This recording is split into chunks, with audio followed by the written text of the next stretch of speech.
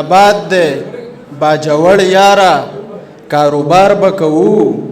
دهشتګردي ښه د سرکاره کاروبار به کوو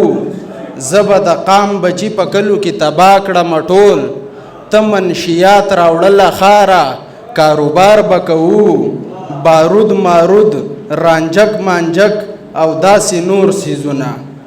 بارود مارود رانجک مانجک او داسې نور څیزونه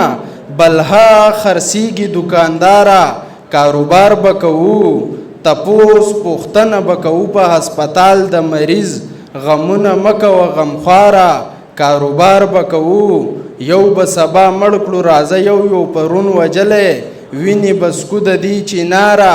کاروبار به کوو قبر عذاب حساب کتاب د ذهن ټول وباسه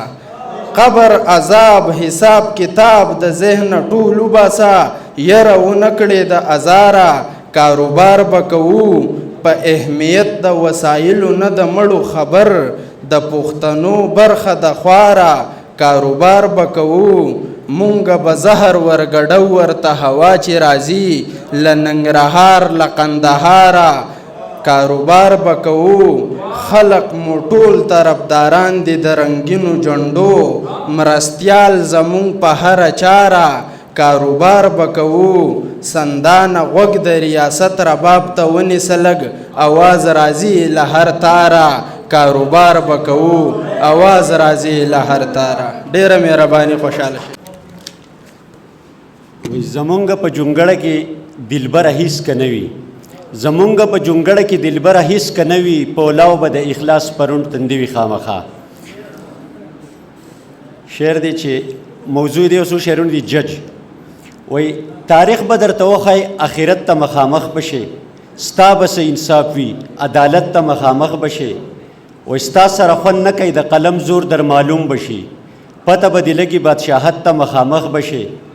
او هلته لاډ میکالې نه د لا اله لا به وي حیران صاحب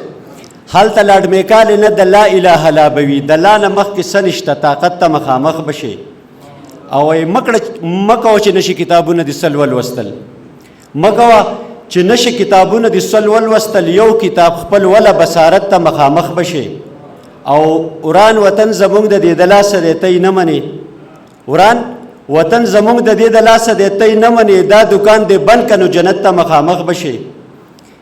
او یو دوه شعرونه نور جي وایي په دنیا کې طاقتور لوی انسان یې په دنیا کې طاقتور لوی انسان یې ما تسلیم کړې زورور پاس اسمان یې زه کمزوره یم مجبوره یم افنان یم یک پیره بختور یې چې جانان یې